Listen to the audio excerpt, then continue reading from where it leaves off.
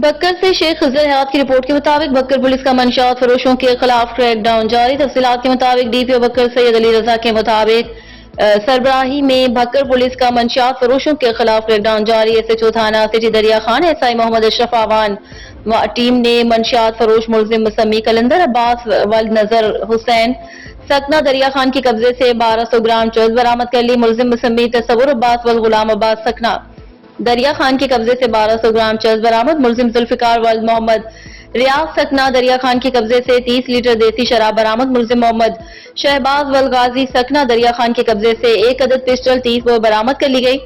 मुकदमा दर्ज। एसएचओ थाना सिटी बक्कर एसआई अब्दुल गफ्फार मौ टीम ने मुलजिम मुसम्मी मुजफ्फर पठान के कब्जे से 550 ग्राम चर्स 1 अदद पिस्टल 30 बोर बरामद कर लिया।